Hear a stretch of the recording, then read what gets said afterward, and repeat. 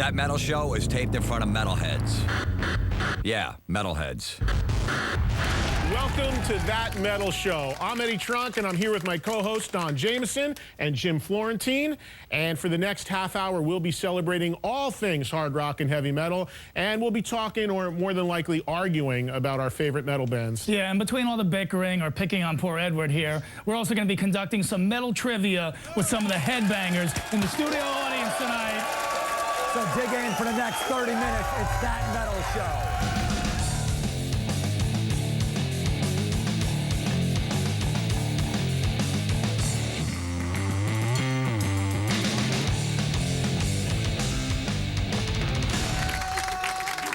So I guess one of the topics we have to open up the show at the top here is really best titled rock stars being rock stars. We've got Weiland, of course, back in Stone Temple Pilots, and who knows how long that's going to last. Jim saw some stuff at a show not too long ago that said there could be some cracks there. Yeah, it was the fourth show of the tour, and he hid in his bus for like an hour and a half, wouldn't come out, and finally he did. But he put on a great show. He was staggering all over the place, falling, couldn't get his jacket off. Everyone's like, that was a crummy show. I'm like, that's great. That's something you tell the grandkids. That's a good point. Like, unless you know that these people personally, like, I want rock stars to be rock stars, you know? I don't want these guys sipping tea backstage. Oh, my voice. You know what? You pound the Budweiser, you scream into a towel, you do the show. Well, a guy that obviously has been living that life for a long time is a good friend of all of ours, Zakk Wylde, who, of course, Black Label Society and Ozzy, such great stuff. But look, Zakk is the definition of a beer drinker and a hellraiser. And from what I hear, caught up with him a little bit. He had a little bit of a health scare. Fortunately, he's doing well. And we may have to see Zakk sipping something else besides Jack and beer. I don't see that. I love Zakk, because Zakk doesn't take a shower for like 3 weeks on tour. Yeah. I love that. And he loves that too. I remember taking pictures with like two girls. They go, can we take pictures with Zakk? Like, yeah. And they're like, Zakk, want to get a picture? And he put his arm around him and he didn't shower for like 3 weeks. Like, ugh, like that. That was but he's Zakk, so I they know. gotta stand there. I love that. That's awesome. They stood there and took it. Well, right now we'd like to bring out a very, very special guest. He's one of the most prolific drummers in rock music today. He was inducted into Modern Drummers Hall of Fame, and he is the backbone of one of the most important and biggest progressive hard rock bands of all time, Dream Theater. Please welcome a monster behind the drum kit, our good friend, Mr. Mike Portnoy.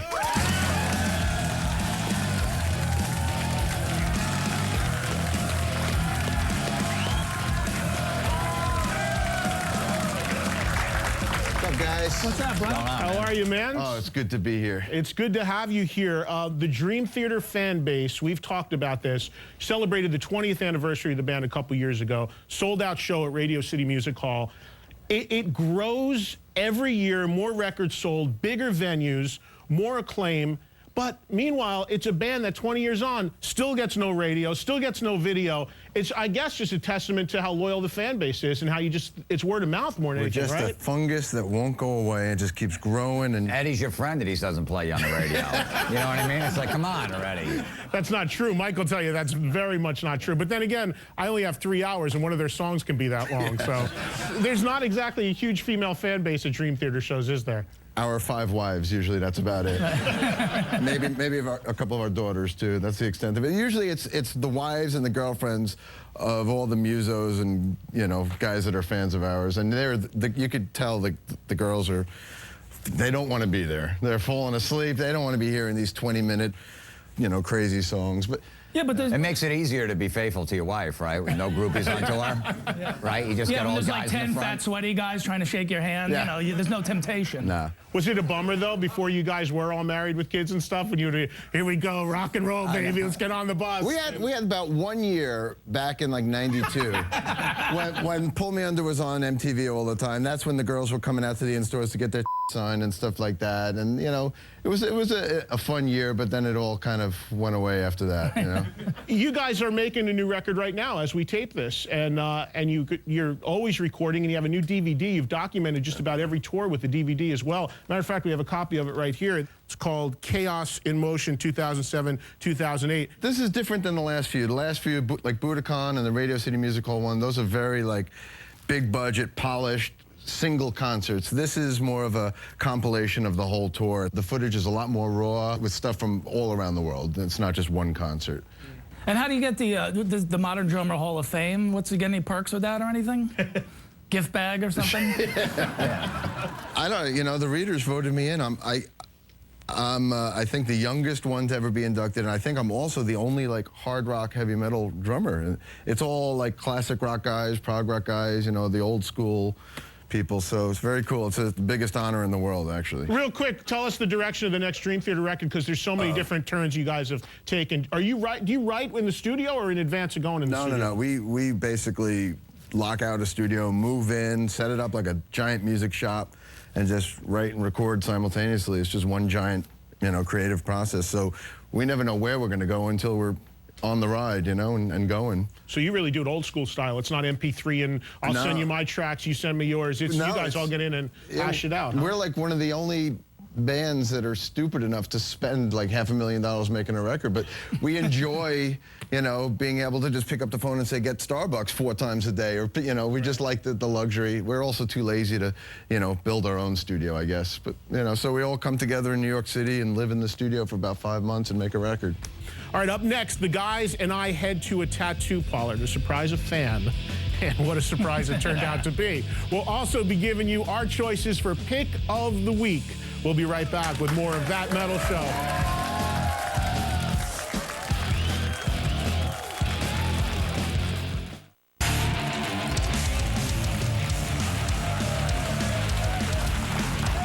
Welcome back to That Metal Show, the home of hard rock and heavy metal. Now, just last week, the guys and I went down to pay a friendly surprise visit to a fan who was getting our show logo tattooed on her leg, which I knew sounded fishy from the get-go.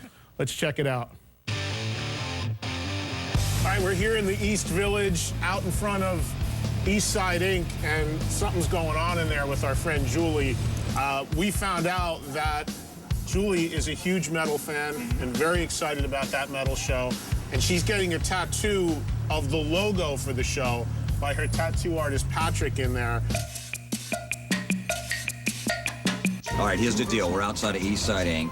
Eddie's about a half hour away. It's noon right now, and there is no Julie. There's no girl in there getting a tattoo. We're going to get Eddie to get a UFO tattoo on his arm. Yeah. When he gets here, we got to convince him to admit that he wants to get it, and then when we get him inside, that's when we spring everything on him. Eddie, you have any tattoos? Actually, I don't have one tattoo or one piercing. What kind of metal guy am I? I got nothing. See, I would get a band. If I was going to probably get a tattoo, I'd get a band. What band would you get? Sabbath or something like that, or AC/DC. Okay, Portnoy just got here. Right. He's in on the bit with us. Right. So we got to convince him to get one. Look, he will. So you wouldn't get a band, though? No.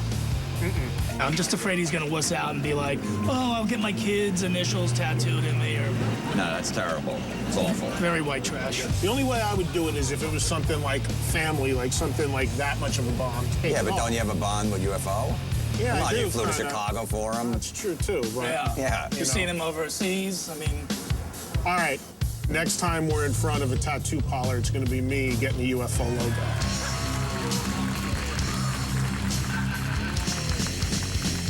Did she get cold feet and run out when she realized what she was doing? I don't know where she is. Did she bring the newspaper in the bathroom with her? Could be. I guess the joke's on us, huh? But Actually, Eddie, the joke's on you. Oh, why is that? There's no girl. No. No one's getting anything tattooed on him today. Actually, there is somebody who's going to get a tattoo today. Who? Oh. Eddie Trunk. We got 2 UFO logos here. We don't know if you want it in red or blue, but you just said outside. Next time you're in a tattoo shop, you'll be getting a UFO tattoo. Where do you think this would look good on Eddie? You know? Nowhere. Wherever you want. Nowhere. How about Halfway there. what I about love this band, but I have no tattoos, and my first one is not going to be this. what if he puts it on his right ass cheek? I think he's got plenty of room. Yeah, well, funny guy. Oh, look, he's got material, too, this guy, huh? Yeah. That's good. How about turn around? Maybe I a really tram hope this stamp? girl's here Maybe a because tram Yeah, stamp. I tramp there's no stamp. other way this is happening. A Trump stamp. Yeah. Yeah. Or you can get like a thug tattoo, UFO, right there. For a second, I thought there was really a girl stupid enough to put our names on her body. You just said you would get a UFO tattoo. I said it for the bid. I'm not doing it in for real. Well, You no, kidding me? don't lie in the camera. I'm sorry, I lied. We're all part of the show. Why don't you get one? We didn't say on camera we wanted a UFO tattoo. All right. You did. Look, UFO's a fairly under-the-radar band for being around all these years. So Portnoy has said, you know, he wants to break all this cleanliness and for the first time, have it be a UFO tattoo and that he would pay for it. All right, so why don't you let him pay for it then? Well, if because- Portnoy pays for it, we'll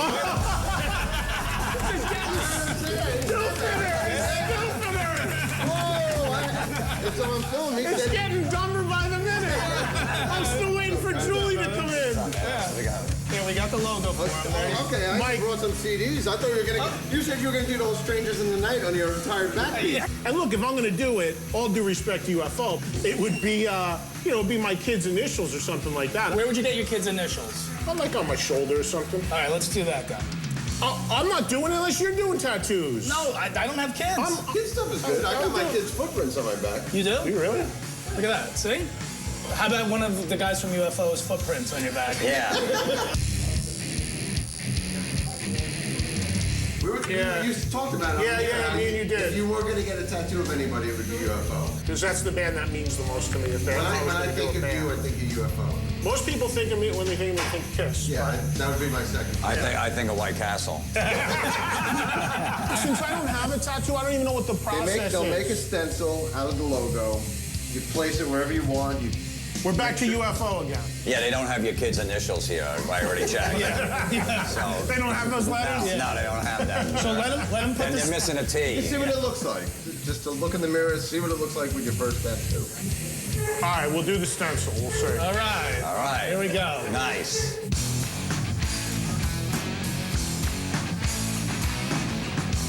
I may be back here getting like a full sleeve in a month or two. Oh, that's cool now, man. Sweet. Wow. All right, let's get it inked. Why would I want my kids' initials when I can have this? I'm ready. Bring on the colors.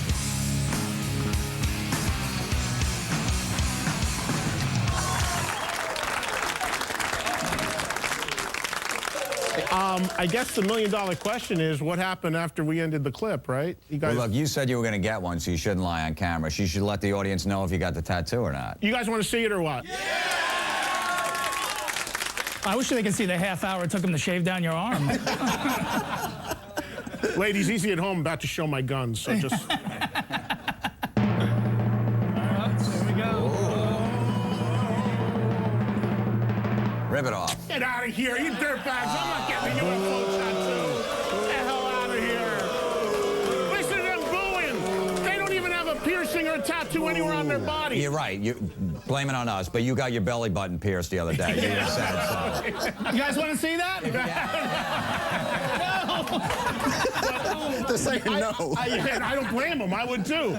So anyway, I thank you guys for trying. Maybe somewhere in another show down the line. And Portnoy's got tattoos out the yin yang, which we could talk about for hours. Well, here. we'll talk about that. Let's.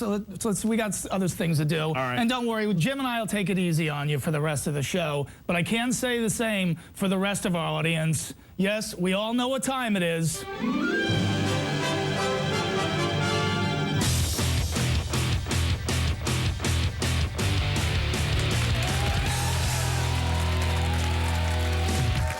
All right, first contestant for Stump the Trunk. What's your name? Derek. Derek, what's your question for Eddie? Okay, on Wasp's fourth full-length album, who plays drums? Wait, what's the band? Wasp? Wasp. Frankie Benali? You got it. You got it, yeah. Yeah. Coming out strong. Coming out strong. All right, whoa. How are you? Good. Oh, I'm sorry. Are those real? No. No, I was talking about your lips. No, those aren't either. Oh, all right, cool. What's your name? Kathy. Kathy, what's your question for Eddie? Name the lineup that played on Exodus's 1982 demo. Ooh, well, I don't know who everyone was on it, but I know that the one guy you're probably going for there is Kirk Hammett, right? Yeah, that's one. And Gary Holt. Yep. Two. Who's the drummer? Tim Hunting? Is that I don't know the drummer's name. Paul Bailoff, I would assume. Tom Hunting is the third, the drummer. Tom Hunting. Yeah, and there's one more. Give it a prize. Go to the box. Was it a Mick something was his last name, correct? What do we got? Jeff Andrews. Well, Now I you're got going to have to get Jeff Andrews tattooed on your arm. What'd you get? Anything You good? got Ted Nugent's Sweden Rocks DVD. Nice. You stumped the trunk and you made him drool a little. Yeah.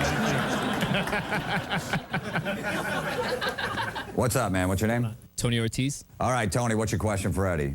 Well, first, I just wanted to say I'm a drummer, and I'm Mike's a huge influence on me. And if I could, I got a really quick question for Mike. I have here a Dream Theater tattoo of drum notes. Could Mike figure out from which song this tattoo is on? Oh, now this is Stump the Portnoy. Yeah. It's real quick. It's real quick. Can you Go up see it there. now, Yeah, Mike. come on up. Yeah. Oh, geez, I haven't read in years. I'll give you a hit, 95. 95. He was in rehab that year. We only put out one album in 95. It changed seasons. It would have to be. Yep. Something off of Wake. It's off Wake. 6 o'clock. There you go. I guessed it. I didn't rate it. Wait a minute. So you have Mike Portnoy's drum signature tattooed on your arm. That is There you go. friggin' I know. great. Mike's 1 for 1. So this one's for Eddie now, and I'm trying Yep. to stump him. So name both the Beatles and the Rolling Stones song covered on Telsa's 5-man acoustical jam. Mother's Little Helper. Oh, Yeah, there's one. Wait, there's Beatles two. tune. Oh, and the Beatles, Help? No. Man, I don't know. Take a guess. It's Beatles. We can work it out. Yeah, Mike got it. Mike's 2 for 2. Thank but- you, Portnoy. Yeah, I think he still gets a prize. Yeah, he gets the prize because Eddie didn't get it. So, oh, the New Testament. There you Nice. go.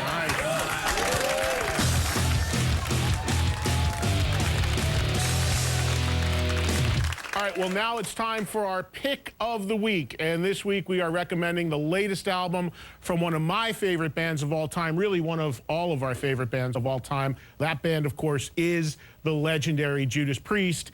And we want to talk and use as our pick of the week their latest album, which is called Nostradamus. Now, we understand, everyone watching, this album's been out for a little while.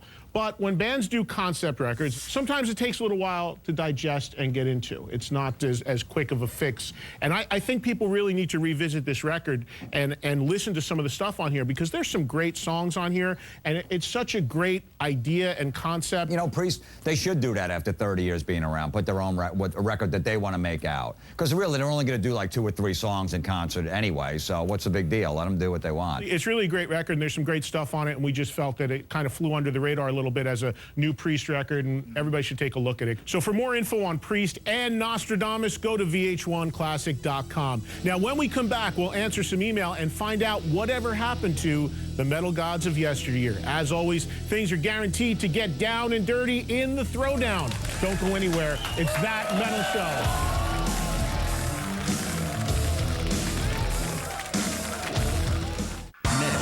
Rejoice. That Metal Show is here. Did you guys miss me? Ingve is all you got to say. The only destination for all things hard rock and heavy metal. Over 250 F-bombs in 90 minutes. Eddie Trunk is like the Barbara Walters of metal. That Metal Show. An all-new episode next Saturday at 11. Sweet cherry pie! Only on VH1 Classic. Love your idols. We do. It's getting dumber by the minute.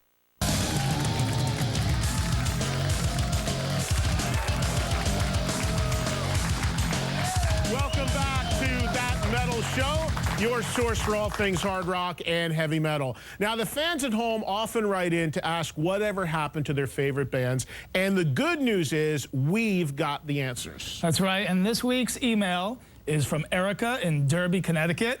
She writes, "Hey guys, I heard that Extreme may be getting back together. Is this true? And if so, why the hell is it taking them so long? P.S. Hi, Jim." What's going on there, Jim? Really? What's up with that? You been to Where's that, Derby Derby, lately? Connecticut? Yeah, you been there lately? There's a rub and tug up there. Oh, say where she works? No, it doesn't. But Somebody's that's not a Russian name, though. The answer here to that question is this. Extreme actually have a brand new record out. They were apart for 13 years, and they got back together. Nuno did a million different bands trying to get stuff going. Gary, of course, was in this band called Van Halen for a little bit and some other stuff. And they finally got together after 13 years. It's 3/4 of the original lineup. This is their new CD. It's hard to pronounce the title. It's like Saudade de Rock. And they are touring and totally active and back in the game. And Extreme's a band that I think they kick ass. And, you know, they get pigeonholed as the band as the More Than Words band. because that's what most people know from them. But they're a heavy, funky rock band, man. I think it's some great songs, and that's a cool record. That's the problem. If you're going to release a ballad like that, you know, you could fall into that, and that's what everyone knows them by. Yeah. All right, well, it's time to stop being so nice, fellas, all right? It's time to clear the air and see where we all stand on two pioneers of music this week. It's the battle of the Britneys. That's right, 80s glam metal group Britney Fox versus Britney Spears. It's the throwdown.